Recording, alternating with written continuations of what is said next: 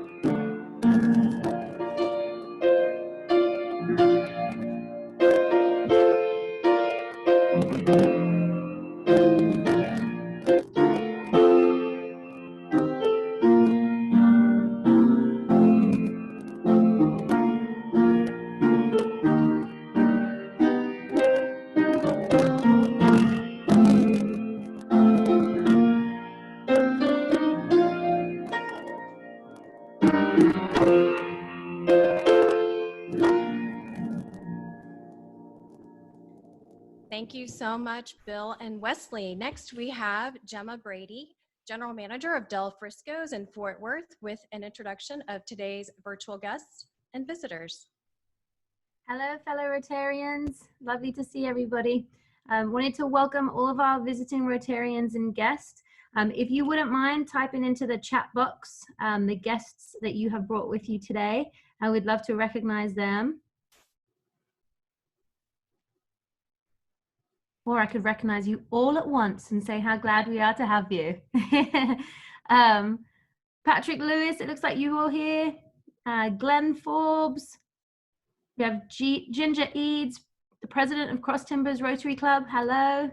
We have Katie Worry, Jarby Stogan, Geraldine Williams, Rand Otten with the MHMR Foundation.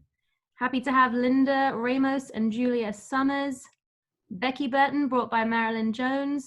Willie the Wish Dog. Hey, Willie. Brought by Judy Youngs. Wendy Lee from Girl Scouts. Cheryl Close, Executive Section of Cross Timbers. We have Sarah Richardson, guest of Christy Eckler. Sarah Barrera, guest of Ryan Barrera and his better half. Dixie Mullins is a guest of Wayne Carson. Wow, we have lots of guests today. This is amazing. I think there's probably a little bit too many since we're hitting up over 50. So I'm going to give a special welcome to all of those visitors and guests. Gemma, thank you so much for looking to go through them. We want to get to our program as quickly as we can.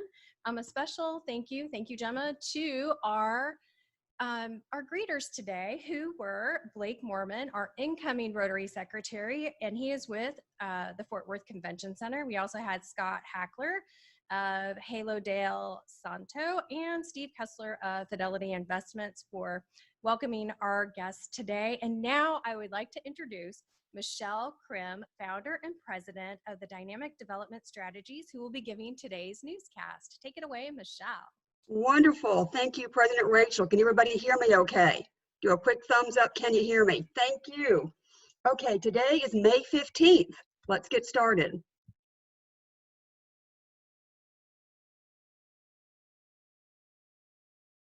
Michelle, I think you put yourself on mute by accident. Give it a try one more time. And I think you have control, so you should be able to click and advance the slide. There you go. I have power. Today is May 15th.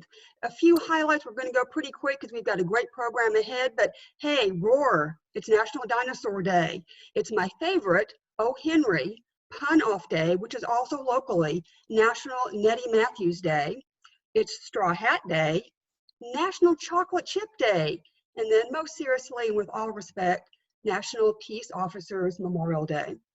And as a reminder, as always, it's National Do Not Reply All on your emails. So let's start with some international news, shall we?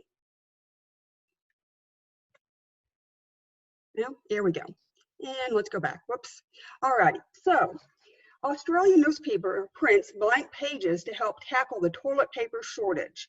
As COVID-19 caused shortages of this valuable resource, an Australian newspaper, yes, they are labby. There are still printed newspapers in the world. The newspaper decided to help by printing those blank pages to help those down under go down under. So please don't squeeze the charming newspaper.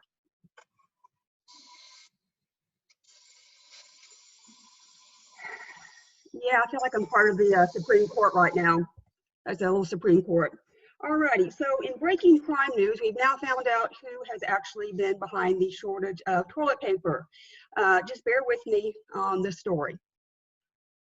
All right, next up, we have some criminal mischief to report. Yes, marijuana in a bra leads to a bigger bust. In Grand Ridge, Florida, the smell of marijuana coming from a woman's bra led Jackson County detectives to a honeypot of drugs, paraphernalia, and cash. The incident began on Friday when a deputy assisted a motorist who had broken down at the intersection of Highway 71 and Blue Springs Road. After helping the driver, Chastity Daniels, move the vehicle, the deputy noticed a strong odor of marijuana. Realizing that she did not have a prescription for medical marijuana, they had a female deputy do a search on Daniels, who found, quote, larger portions of marijuana than Daniels advised having, end quote. The deputies then searched her car and found half a pound of crystal methamphetamine, additional quantities of marijuana packaged for sale, scales, and U.S. currency. Obviously, she was arrested and charged. All right, the next item, speaking of honeypots, is really stuffed up. Yes, a sewer in Scotland was backed up by a large poo. A large Winnie the Pooh, a teddy bear, a bike, a fax machine, jeans, and a snake were among the bizarre items found in Scotland last year. In East Kilbridge, South Lancashire, Scotland, workers found the poo dumped in a manhole. Poor Winnie the Pooh, chubby little cubby, all stuffed with fluff, all down the drain. All right.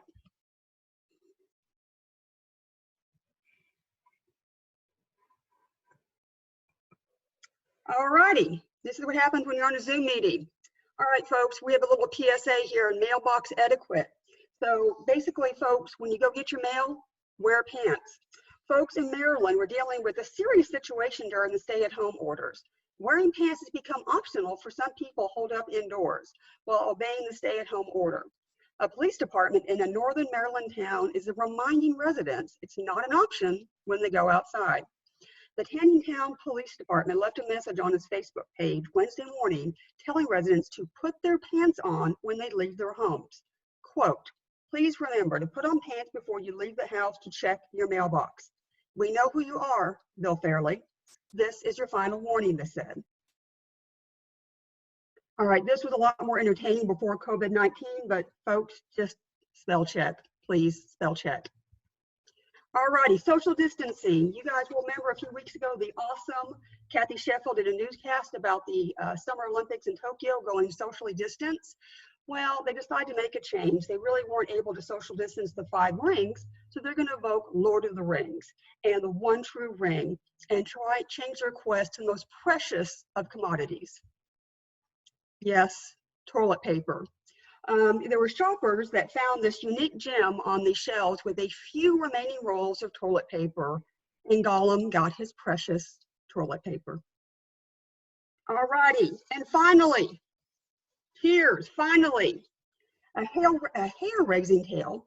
The Dallas salon owner that has been in the news a lot, Shelley Luther, has been in a tangle of news stories lately. She was jailed after violating a judge's temporary restraining order against opening her business too soon. She argued the order was cutting into her business, and she was wigging out over those losses. The judge had sentenced her to a week in jail and a fine of $7,000, but Luther had 5 days sheared off from her original sentence. Critics felt there was a political comb-over on how her case was handled, but her attorney said they did not take any shortcuts in this case. It's been a hairy situation for small businesses. The story has a split end. Some felt really uplifted to Luther's side. Others were buzzed over the case. All right, everybody have a great weekend, my precious. Cheers.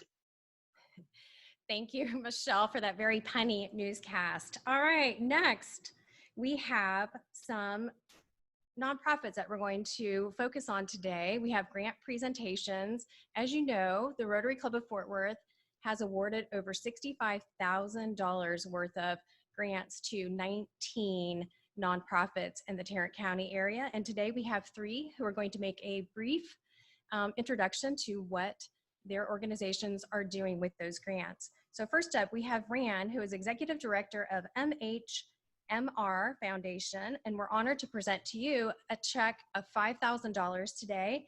Rand, would you please give us a brief few moments about what your organization is going to be doing with these funds? Great, thank you so much, Rachel. Everyone, I know a lot of names and faces on this call today, and it's an honor to be here representing the MHMR Foundation. And as many of you know, the MHMR Foundation is the direct support for the programs and services of MHMR in our community. The grant dollars that you have gifted us will directly impact and support our frontline workers who are on call every single day and working with our COVID-19 community, as well as protecting the health and safety of our patients in our clinics, in our group homes, and in a number of our 24-hour programs. MHMR has not closed because of COVID-19, and we will not close because of COVID-19. We have too many people who rely on us for daily services, people who would go without mental health treatment or substance use support without MHMR in the community. So $5,000 grant will buy us about $5,000 will support about 5 weeks of personal protective equipment for staff and patients. We have already started using it, and we had some photos to share. I'm not sure whether or not Aurora has those for the attendees to see, but we have already put your grant into action, and it is helping to keep us safe during this unprecedented time. And we thank you so much for the incredible support. Thank you so much, Rand, for everything that you're doing within our community. Truly appreciated. Thank you. Next, thank you. Next, we have Christine Jones, Executive Director of the National Leadership Foundation. Congratulations, Christine. We have awarded you $5,000. If you wouldn't mind, please giving us a brief overview as to what your organization does and how you'll be using those grant funds. I'd love to. Thank you so much. The greatest gift catalog ever, in conjunction with the National Leadership Foundation, is entering its 13th year of providing strong collaboration and communications platform for Tarrant County nonprofits. We do this by distributing our now famous holiday catalog, along with strong partnerships with television, radio, print media. You may have even seen our street banners, yard signs, all designed to get the word out about the amazing work that our local nonprofits are doing. Some of you may not know that we also go into schools, local schools, and facilitate philanthropy education programs for middle and high school students. We'd like to thank the Rotary Club for their very generous grants so we can continue to reach new donors, more volunteers, and neighbors who might need the services of our 20 local nonprofits that we partner with each year. This gift that you're making is providing $65,000 in total charitable impact for our community. It's very much appreciated.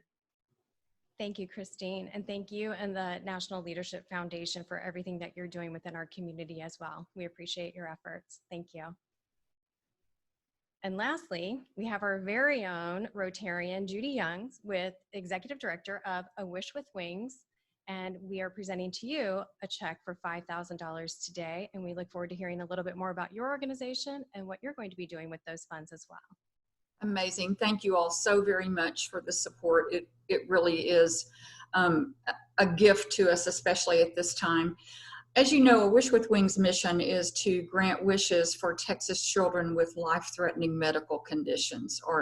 So although the grant was written not in direct support of our mission, we have found that especially during this pandemic, it's necessary for us to pivot, for us to change direction and provide and address the needs of our families. So we have had more than 20 of our WISH families reach out to us asking for financial support to help with things like groceries, things, medical equipment, medications, rent, utilities. This is a fragile community anyway, and once one or both of them are furloughed, lose their jobs, or lose their income, it becomes even more fragile. So we were honored, we were delighted that we were able, with your help, to provide each of those 20 families immediately with a gift card that would allow them to access whatever their needs are. And without your support, we truly would not have been able to act as quickly and be as responsive as we've been able to be. We've received thank yous from many of them, and they are all very, very grateful, as I am, for your support. Thank you so much. Thank you, Judy, and thank you to A Wish with Wings as well, and everything that you're doing within our community. Special thanks to Rand, Christine, and Judy for being here on today's call. You can all check out additional information on their respective websites if you also would like to donate. Next up, we have 50 things every Rotarian should know. We are on week 38, and the topic is the Rotary Float in the Rose Bowl Parade. The RI Float is an annual tournament of the Tournament of Roses Parade is the largest public relations project of the Rotary Clubs of the United States and our friends in Canada. Funds for the float are volunteered by clubs and individuals from both countries. And as always, a quick overview of what week 38 has in store can be found in this week's rotograph. So please be sure and check that out. Next up, we have Club Secretary Christy Eckler, Vice President of Advancement with the Botanical Research Institute, AKA the Brit, with a first and second readings. Christy, please take it away. I'm super excited today about this first reading. We have Bob Byers, proposed by Fernando Costa. Classification is municipal government. Company is City of Fort Worth, and he is the Botanic Gardens Director. And if no written objection is received in the Rotary office by next Thursday, May 21st at 5 p.m., this proposal will be given a second reading and voted on by the club on May 29th. Secretary Christie, back to you. Okay, we have 2 second readings today. The following proposed new members were submitted in the May 8th, 2020 program, and no written objections have been received. If no objections are made after reading their names, then these proposed members will be accepted into our club. President-elect Carlo, will you explain the voting pool? Thank you, Christy. Actually, I have a motion for their approval. Is there a second? I second. Awesome. Second. All active members of the Rotary, of the Fort Worth Rotary Club, please place your vote via the poll. Do you want me to call out their names and their proposers? Oh, I'm so sorry. Yes, please. Yes, we skipped a little ahead. President-elect Carlo, can you explain the voting poll? Sure. So you should see on your screen a poll to approve Julie Wilson, who's proposed by Sean Snell. We'll give maybe 5 more seconds. If you could indicate your vote, we'll close the voting and we'll share results in 3, 2, 1. All right. The yeses have it. Welcome, Julie. You are hereby elected. Welcome to Rotary, and back to you, Secretary Christie. Okay. Sorry, I lost my voice there for a minute. Thank you, Carlo. Next up is Trevor Beatty, proposed by Michael Crane. Classification is real estate. Company is WNC Commercial, LLC. I move their election subject to attending Rotary information. President Rachel? I have a motion. Is there a second? Second. Thank you. All active members of the Fort Worth Rotary, please place your vote via the poll. Same drill. We'll give you about 10 seconds. In 3, 2, 1. Here are the results. All right, the yeses have it. And Trevor, you are hereby elected. Welcome to Rotary. Thank you, Secretary Christie. Next up, we have our member spotlight segment. As you know, each week we like to highlight several of our club members. And today we have Lori Drew, who has been a member since 2011. Thank you, President Rachel. So I joined Rotary 9 years ago because I wanted to be part of a service organization where I could meet other professionals working in a variety of other industries outside of healthcare. So as a Fort Worth native, I knew that the Rotary Club of Fort Worth had the reputation of the bestowed upon club to join. Being a Rotarian has broadened my professional growth, and the bonus is that I've developed a lot of personal friendships. So when I'm not at Rotary, I'm overseeing cancer screening programs for medically underserved residents in North Texas. Outside of work, you can find me attending a social event, shopping, traveling, or at Pilates. At least that was all pre-COVID. So now post-COVID, I'm walking my 3 dogs a lot, and I'm floating in my pool with music and have a cold beverage in hand. So how has COVID affected what I do at Moncrief? COVID has completely transformed telemedicine now and in the future, which is great. But you can't get screened for cancer through a telemedicine visit with your doctor. I am concerned how many will put off routine screenings this year due to anxiety and fears of COVID. But I've seen so many acts of kindness, bravery, and compassion on the front lines, so many partnering together to help those in need. And I really believe that this pandemic will make Fort Worth a stronger and more resilient city. Thank you. Thank you, Lori. Next, we have Kathy Neese-Brown, who's been a member since 2005. Thank you, President Rachel. I joined the Downtown Fort Worth Rotary Club at the invitation of Bronson Davis, a former Rotary president and one of my mentors. 2005 was a pivotal year with parallels to today's crisis. 15 years ago, there was an increase in technology and via the pivot to digital music and a major crisis, Hurricane Katrina. And because everyone is on mute, I'll take this shot. 2005 brought attention to another periodic crisis, success for the University of Texas Longhorns as the NCAA champions. When COVID got real for me and my organization, my Rotary colleagues and community partners were there to help. And for this, I'll always be grateful. Those who know me know that I dream in Technicolor and thrive on challenge. Rotary complements these aspects of my personality, and this is just one of the reasons I value my membership. When I'm not at Rotary, I'm busy fostering Great Pyrenees and running our household we affectionately call Collinwood Farms. I also fill my time volunteering in policy and advocacy for the arts, a passionate return on investment on my upbringing and training as a classical violinist. With gratitude in my heart for each of you, it is my hope that I never take my Rotary relationships for granted. President Rachel, back to you. Thank you, Kathy. Next up, we have past President Jim Witten, who's been with the club since 1984. That is 36 years, and he will wrap up this week's spotlight. Take it away, past President Jim. Thank you, President Rachel. What led me to Rotary was the same month that Debbie and I were married. Debbie's dad, Bill Sarsgaard, became our club's president.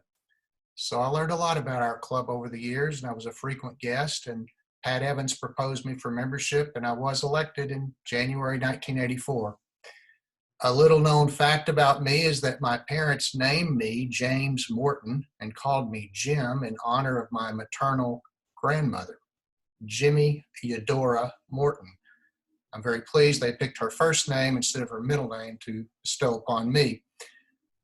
Kathy, my greatest extravagance pre and post COVID is the gift we make each year to the Longhorn Foundation for the privilege of buying season tickets for Longhorn football games. Love you too. We made that gift this year, even though there may not be a season. The effects of COVID on my business and my life is, like many of you, I've been working from home since mid-March. I haven't been able to hug my 2 grandchildren who live here in that same period of time, and other than FaceTime, I haven't been able to see my grandson who lives in Washington, D.C. since Christmas. I suspect those conditions will continue for an indefinite period of time, but I'm not complaining.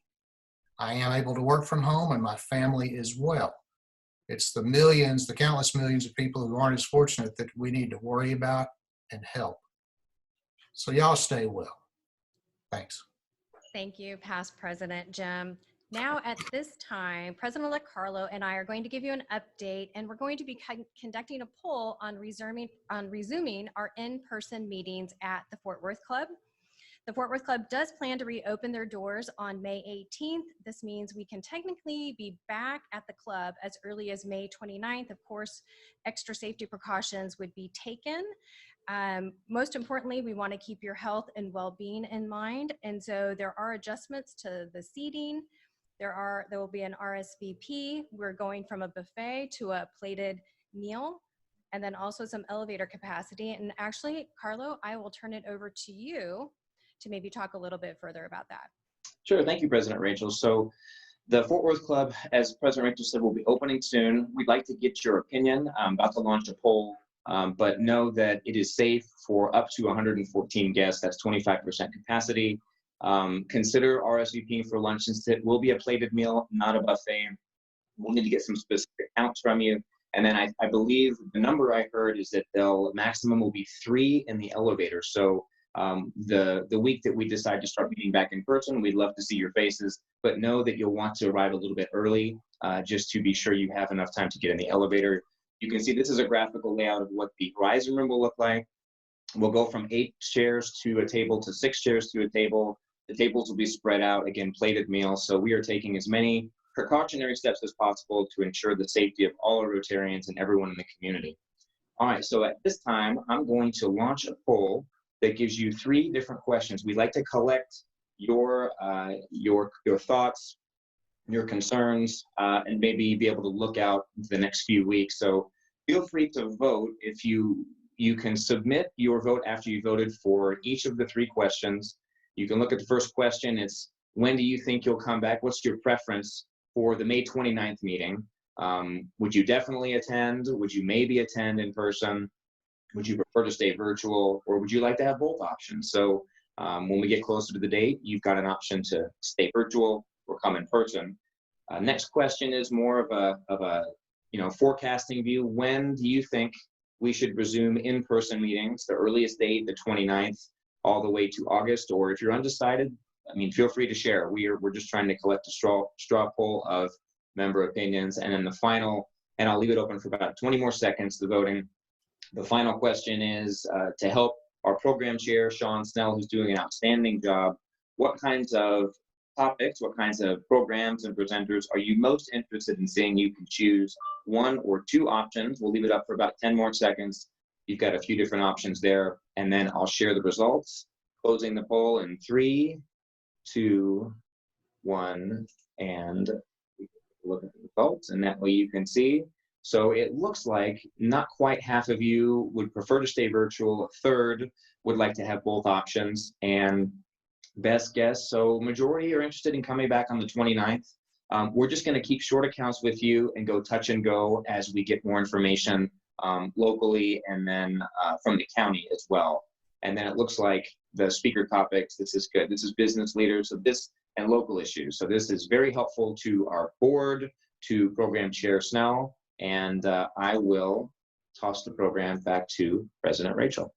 Thank you, President-elect Carlo. Thank you to everyone who voted. And as he mentioned, stay tuned for future announcements. Also, if you have any specific comments, please place those in the chat box as well, and we will be reviewing them after this meeting and getting back to you. And now it is my pleasure to turn the floor over to Kathy Sheffield, President of Think Giving, with the introduction of today's speaker. Thank you, Rachel. I appreciate that. I think we can all agree that our country and the world has risen to the challenge of doing good in the world during COVID-19, and this is something that we should all celebrate. In particular, we should be celebrating our very own North Texas community in the countless ways we have risen to the challenge, from organic grassroots initiatives to the launching of sophisticated collaborative partnerships, each and every act improving our community. With that in mind, I'm thrilled to introduce our program, Rising to the Challenge, Philanthropy Response to COVID-19. Today we have a powerhouse panel of local philanthropic giants: Rose Bradshaw of the North Texas Community Foundation, Jeremy Smith of the Rainwater Charitable Foundation, and Matt Sexton of Facebook. Which this panel will be moderated by my dear friend and former colleague, Laura McCorder, Chief Philanthropy Office, North Texas Community Foundation. Please remember that if you have any questions for our panelists, you can type them into the chat box during our program. And at the end, Wesley Gentle will be collecting them and presenting those to our moderator and panel. You'll be happy to know that each of our panelists have agreed to stay until 1:15 today after our program to allow time for additional questions. And without further ado, please help me welcome our moderator, Laura. Thank you so much, Kathy, for the kind introduction of our panel, and thank you to the Rotary for the invitation to be with you. So today, I am so excited for you to hear the thinking of our esteemed panel who represent 3 different perspectives in philanthropy today: the Community Foundation, the Private Family Foundation, and corporate philanthropy. And in thinking about today, I came across an article, and it was focused on resiliency. And it said that the typical crisis plays out over 3 time frames. Respond, in which a community deals with the present situation and manages continuity. Recover, during which a community learns and emerges stronger. And thrive, where the community prepares for and shapes for the next normal. So I thought I'd use this as the framework for our conversation this afternoon. So Rose, I'm going to turn to you for the first question. When COVID-19 came into the community in March, and we began to see that this was going to be unlike anything that we have experienced in our generation, how did the philanthropic community identify and respond to the magnitude of critical needs that were being expressed? And frankly, they were coming in so quickly.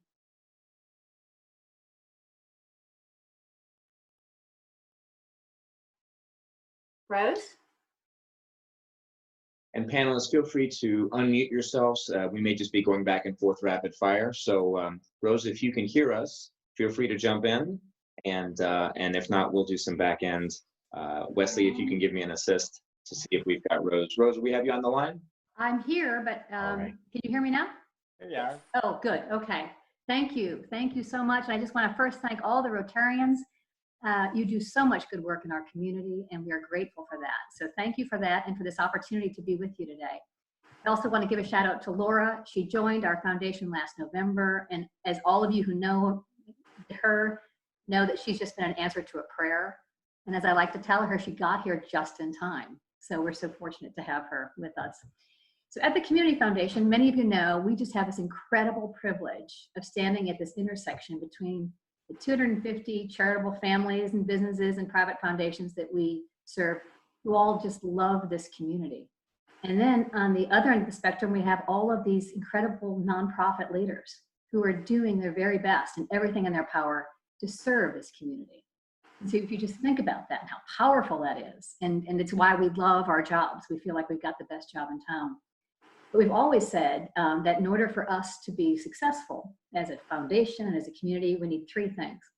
We need to have good information, strong relationships, and enough money to get that job done. So whatever the job is, it needs to be adequately resourced. So I had to tell you now, as I look at the phenomenal level of collaboration that's been happening among our fund holders and private foundations, I have to attribute it to the fact that it did not happen overnight. So, for example, Jeremy's on the line with us today. Jeremy, we've been getting together as foundations for years, right, to be able to share information and ideas. And so when COVID hit, it really had to happen is we needed to turn on the spigot, right, to make sure we could get money and resources flowing. But the good news is that the pipes had already been laid, you know, so we had those relationships with each other. And it enabled us to do things like get this North Texas Cares portal. It's a grants portal where all nonprofits can report their needs in one place, and they don't have to chase all the foundations down. So we were able to get that up and running within just a couple of days. But I would just have to say that we all know that, you know, all the smartest philanthropists in the world with all the money in the world cannot get the job done. And that's where our incredible nonprofit partners come into play. So I just can't tell you how impressed I've been by leaders like Leah King and Wayne Carson and Carol Klosick, Amy Razor, Michael Grace from Catholic Charities, Kathy Neese Brown, you're doing such incredible work. Laura Hilgard, Carol Waddell, once you start naming names, you get in trouble, right? But Toby Owen, this list goes on and on. And it's just been phenomenal to see the way they're pulling together and pulling out all the stops to meet the needs of our most vulnerable families right now. Thank you, Rose, and thank you for your leadership. It truly is a community effort, and we all have to be pulling together. And so we appreciate the leadership of so many right now.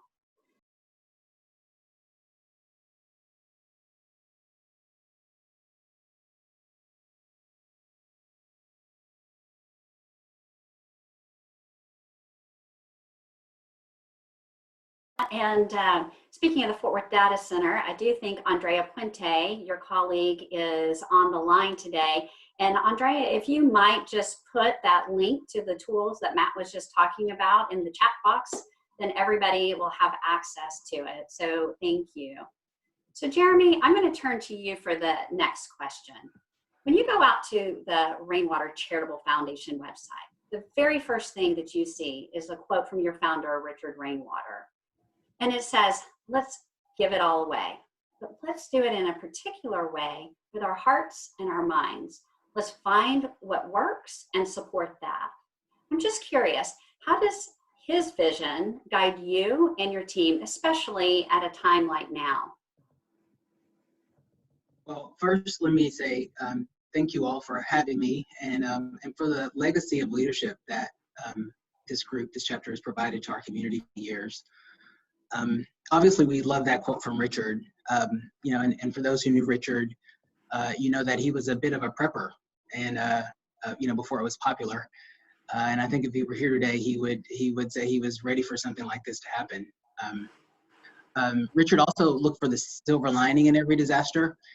And I think after the response efforts that Rose has mentioned and Matt has mentioned, you know, we at RCF, along with our other philanthropic partners, are trying to think about silver linings very carefully. You know, several things can kill an economy, not just closed stores and not just people scared to shop. But after the stores reopen and after people start shopping again, you know, we've got to make sure people have hope that not only we will recover, but we will rebuild in ways that make us stronger than before. But that's why I love the Hotspot grant that Facebook made to the children of our city. More than 5,000 kiddos now have access to online learning that didn't happen on March 1st. My book, Net, is a basic utility on par with indoor plumbing. And so this is a huge step for our community. I think that what we've been really good at in Fort Worth is coming together and working collaboratively to help one another and to help our city grow. And in these times, you know, it will require us to do more of this in ways that will truly stretch us. So we at Fort Worth are focused on helping nonprofits, particularly in education, not only to reopen, but to reimagine how we can come back stronger than before. So for example, if we use this period to make smart, low-cost investments, I think that, you know, one of the things that we've been focusing on is college and career-ready students. If we make low investments for these students, they are entering into the hardest job market since the Great Depression. We believe we can position ourselves as the top labor market in the country in just a few years.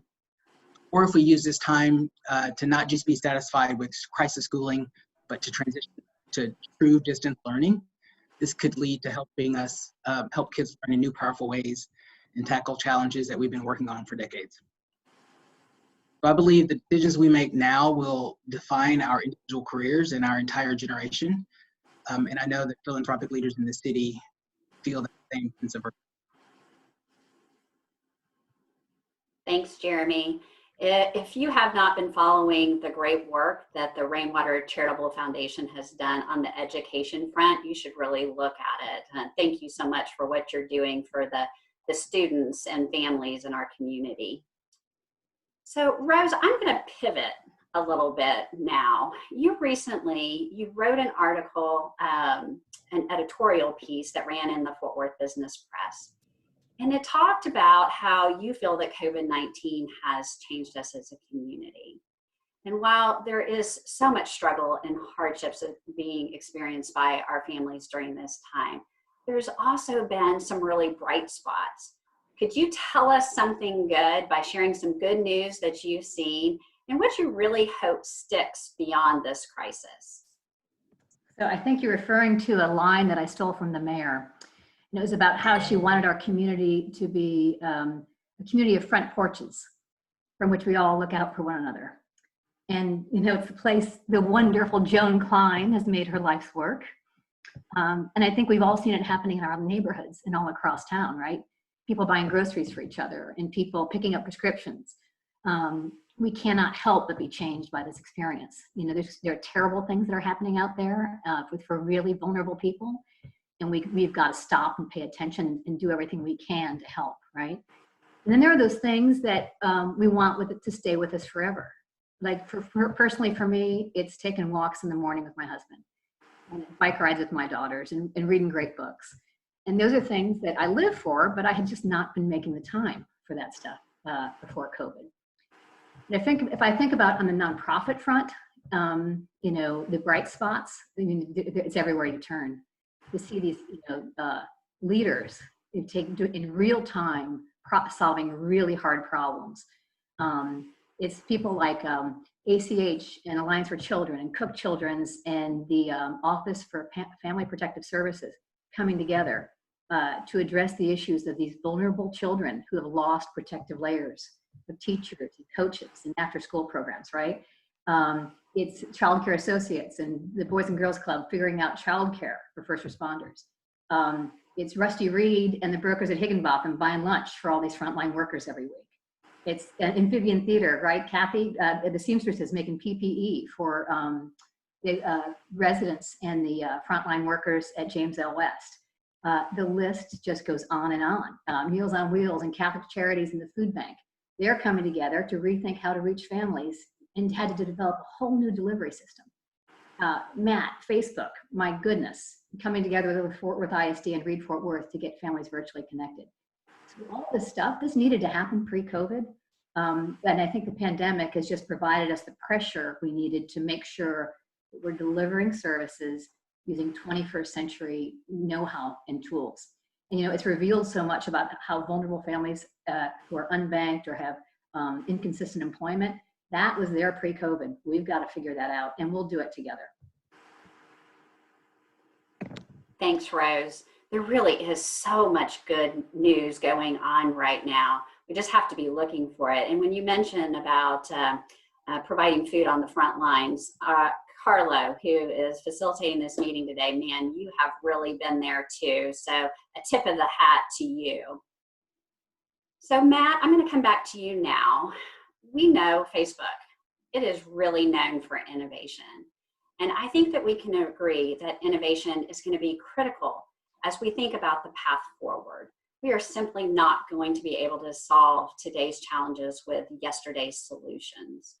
Facebook has recently announced some unique collaborations. Could you share how your organization is helping in the recovery efforts? Sure, and I want to thank Rose and Jeremy for mentioning some of the initiatives that we've worked on and with partners on the ground over the last month, 6 weeks or so. But really, it boils down to just how proud we are and how prideful we are to have found our home in Fort Worth, and that affords us the opportunities to work with the partners on the ground, many of whom are on this call, who are truly second to none. Continually impressed by just the top shops, from the mayor's office to the chamber to the nonprofits to the business community. It's just been a really incredible group of people to get to work with.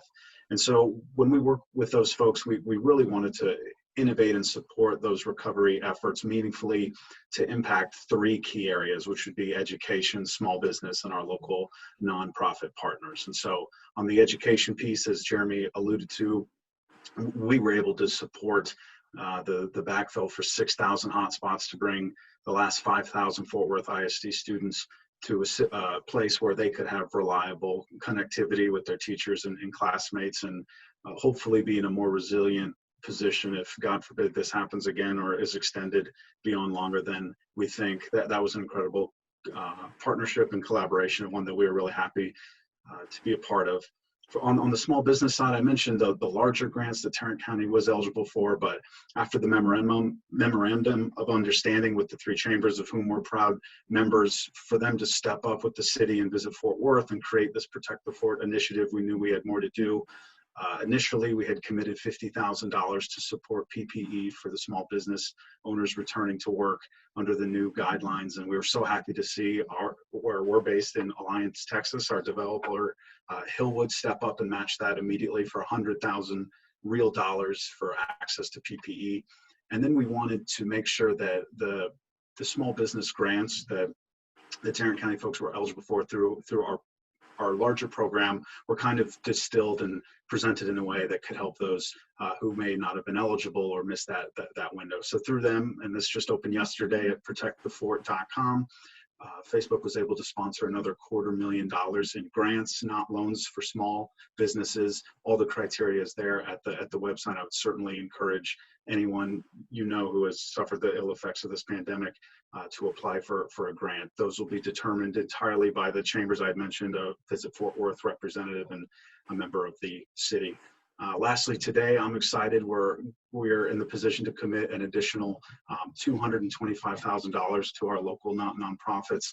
It'll be $150,000 to United Way to support summer feeding programs as the Texas summer rolls in, and additionally we'll have partnerships. Andrea on our site, as you mentioned, has been instrumental in identifying some local need and some really smaller targeted gifts. That'll include the Boys and Girls Club, Safe Haven of Tarrant County, the YMCA for their child care for first responders and essential workers.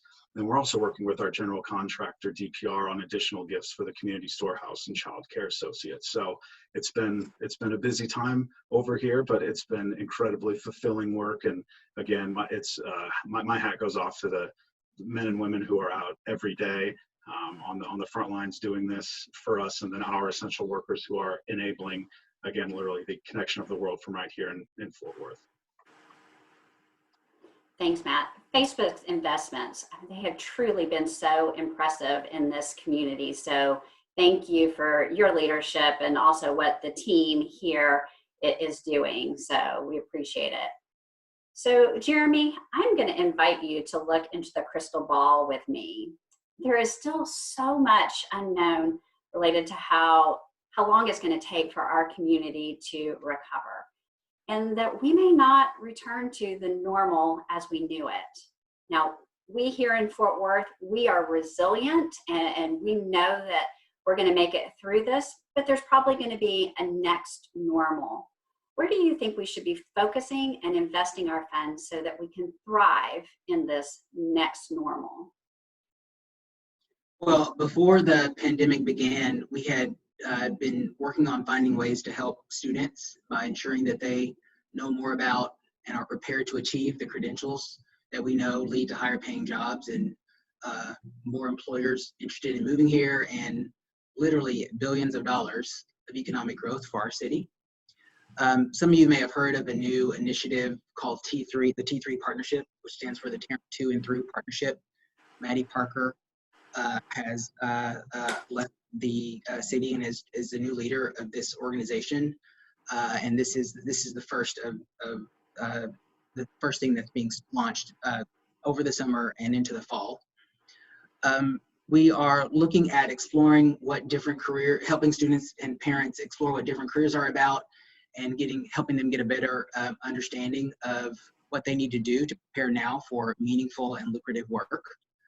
And it also supports post-secondary students. So, and two-year students, certificate students, four-year college students, to help them persist and complete their programs of study.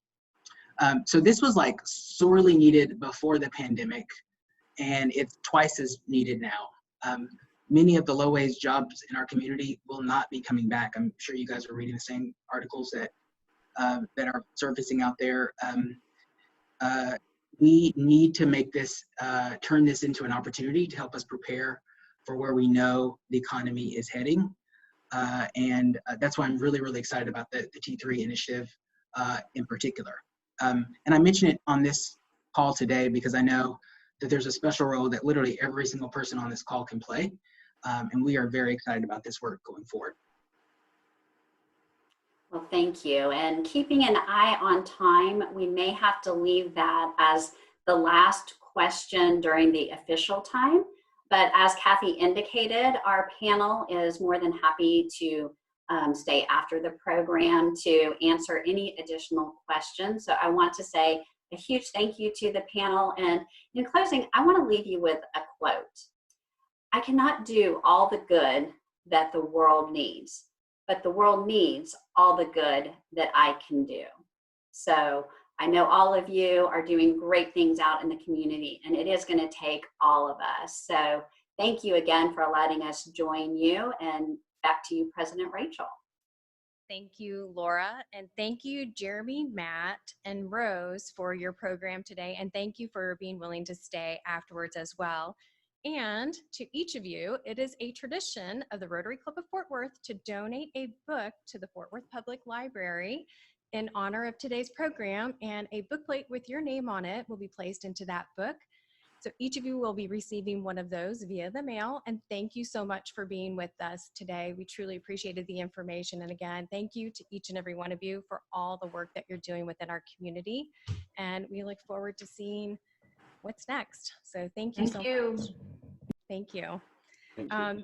And as we wrap up today's meeting, as you know, it is our goal to sell at least one sponsorship for each of our programs. If you're interested in a sponsorship, please be sure and see Trantron or contact our Rotary office and they can give you additional information. We had a peak today of over 160 folks on this call, so you would get a great shout out for that.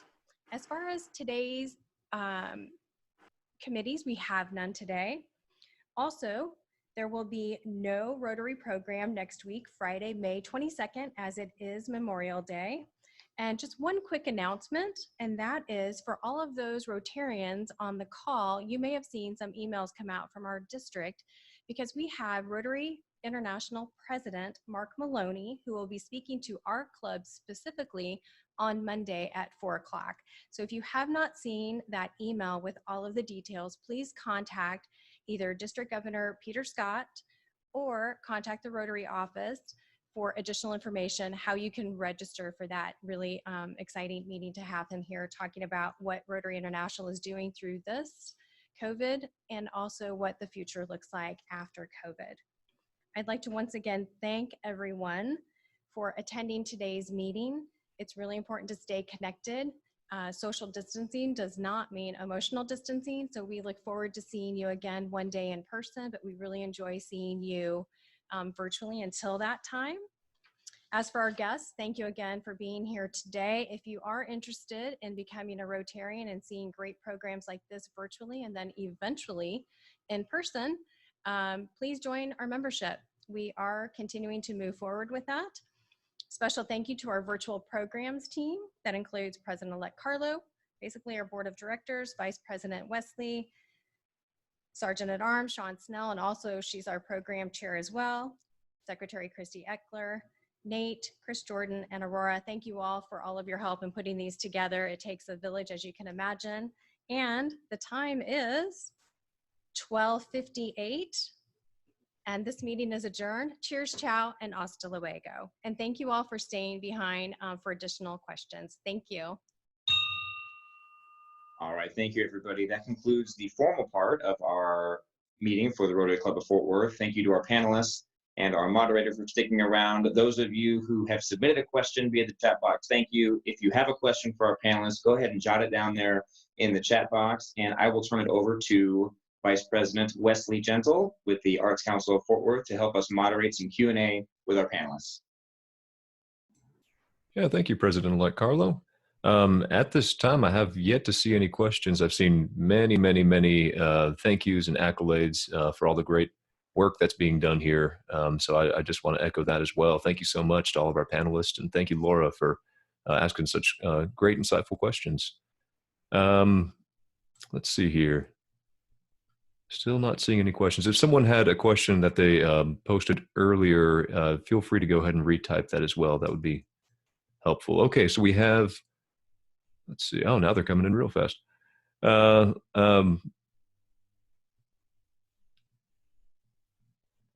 Let's see. Rand Otten is asking, how can nonprofits access the help of Facebook for frontline support?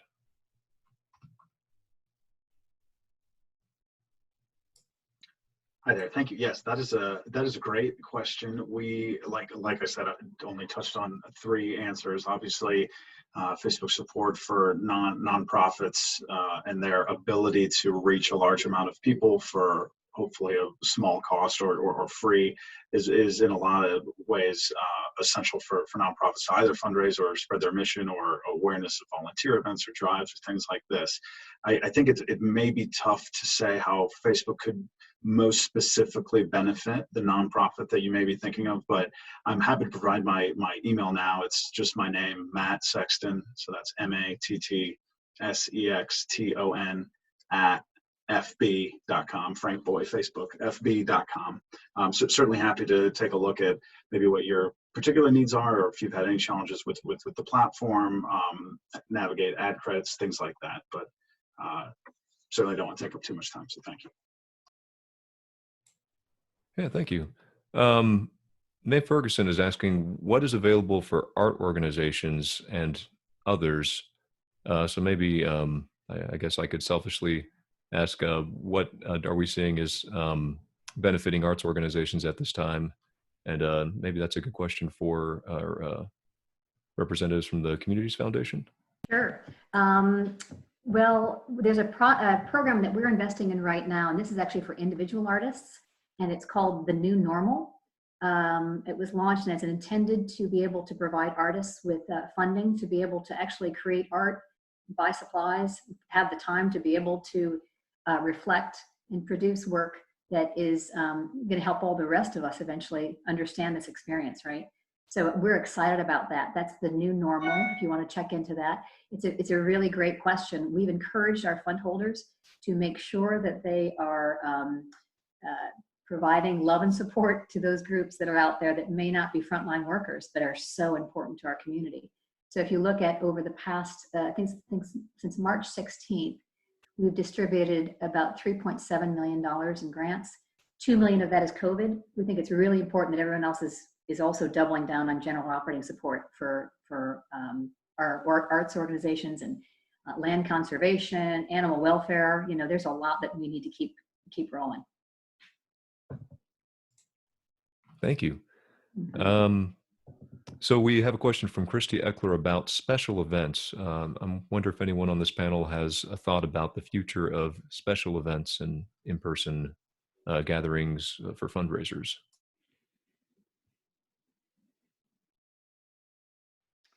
Matt and Jeremy, if you'd like to speak to this, my understanding, I know for the Community Foundation, we're actually looking at not holding events through the end of the year to protect our fund holders. And also just to try and make sure we're maintaining social distancing through this time when we don't know, as Matt referenced, what's coming next. But I know this is creating a lot of issues. We were just on the line yesterday with major foundations who have fundraisers planned for the fall. So part of our job is going to be messaging back to our fund holders and to all those people that we know that are investors to be able to say, for those that cannot host these events, it's important that 6 months from now, we're showing them love and we're not considering that we checked the box this year. Yeah, for us, we on our medical research funding side, we host a lot of events during the year, big gatherings, and basically this year, everything will be online this year, and starting, we have one in March of next year, those will be hybrid. So we're hoping that in 2021, people will be able to travel to events, but we know that it's unlikely that the entire world will be able to. So we're trying to build really fun kind of hybrid for folks who want to dial in or folks who can attend in person. And not until 2022 will we plan for default in-person gathering with no hybrid option.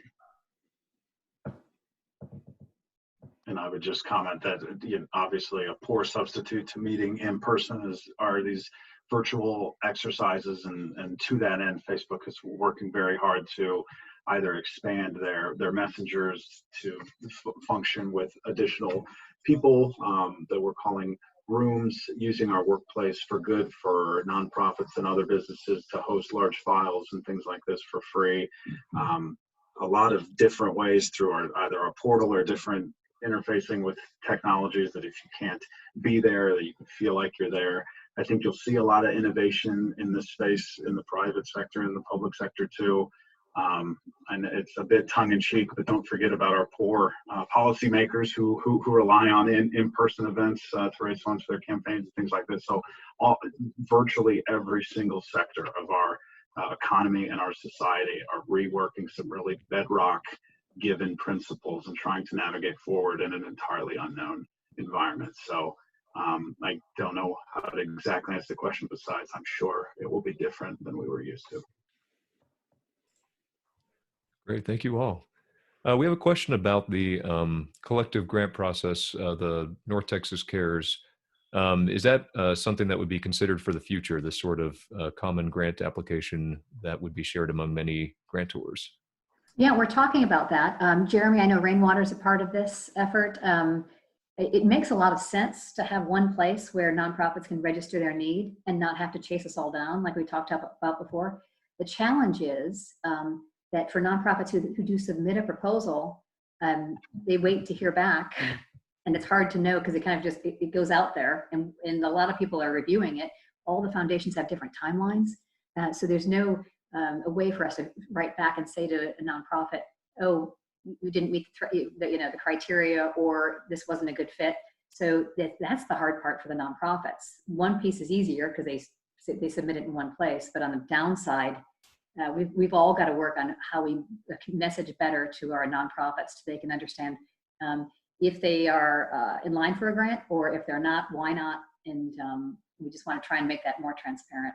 But I think it seems to make sense going forward. We just haven't figured out the logistics, and we love nonprofit input on how to solve for those problems.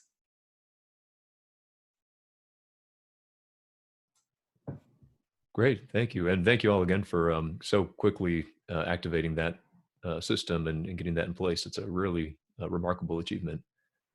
So we have a question about poverty in Fort Worth, which is always a challenge that we face.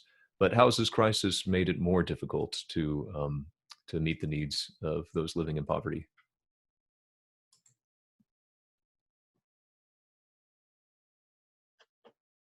Well, I'll just say generally, I think this entire pandemic has exacerbated and made worse issues that existed previously. And,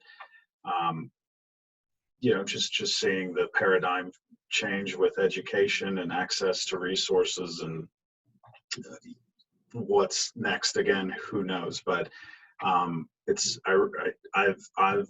have been and continue to be impressed with people's understanding of how real and immediate these needs are for the less fortunate, and then the willingness to step up and be a part of the solution and feel a bit of bite and feel a bit of sacrifice for the collective good.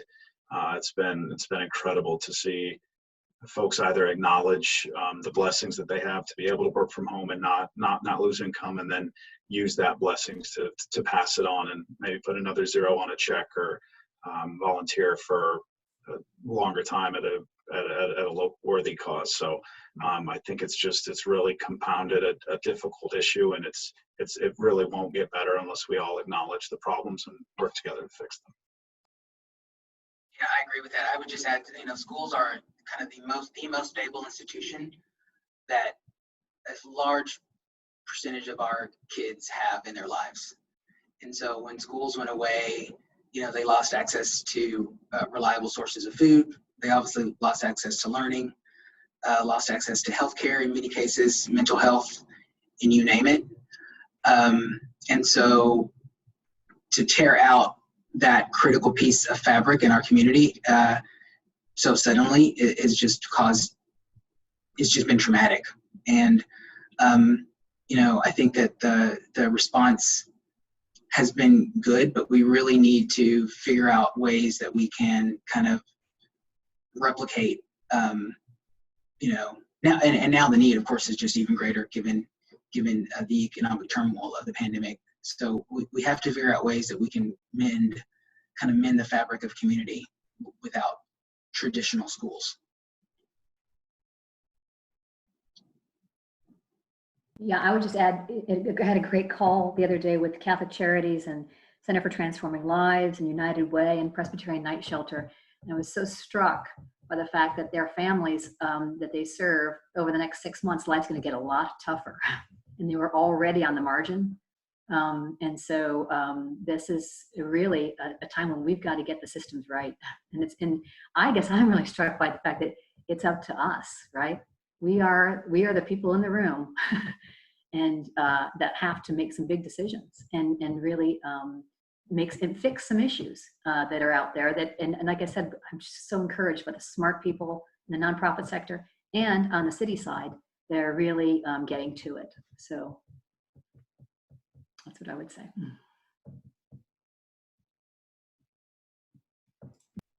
Thank you. In the comments, we had a question about Rainwater's Dream Big project, but it looks like we also have an answer regarding that, I believe, in response to that project with 8 new scholarship winners at various Fort Worth and Arlington high schools. Jeremy, is that correct? Yes, we were aiming for 4 to 6, and we were blown away by this class of rising seniors from all over Tarrant County. And so, yeah, so eight new scholars will get college scholarships for 4 years after their senior year next year. I just want to add on that. Rainwater's incredible commitment to public education. This T3 initiative, there's a place for everyone on this call in T3. I mean, this is going to be they both go deep in certain communities and that really need a lot of extra supports right now financially and with advisement, but also mentorship and scholarships. And this is a really big effort. You'll be hearing more about it in the coming months. Maybe we can come back to you and talk to you about T3, but I'm really excited by what we can accomplish when we get all the resources on this call, all focused on public education. Yeah, I never get tired of talking about this topic, so love to grab a drink with anybody to discuss. I think what'll be a game-changing initiative for our city. That's awesome. And in the spirit of so many great minds on one call, this chat box is full of great responses to some of these questions, especially with regards to virtual fundraisers or even just raising money in this kind of new normal. And also some great resources for supporting artists and service industry workers and people working in the gig economy. So if you do want to keep a record of this chat, if you open up your chat box from the bottom of the screen, which many of you have who are participating at this time, there's those 3 dots, the little ellipsis in the bottom right-hand corner, and the option to save chat. When you click that appears. So you can save this chat and refer back to all these links and great bits of advice that folks are sharing. So thank you all for participating that way. I don't see any questions that haven't been directly addressed, and I apologize if I've skipped over any. I'll give just one more minute for folks who feel we haven't answered those questions to just go ahead and retype them if you don't mind doing so at this time. We've got just about 2 more minutes before we let go of our wonderful panelists. Let's see. So we've got a recap of those tools and resources. Thank you so much, Andrea.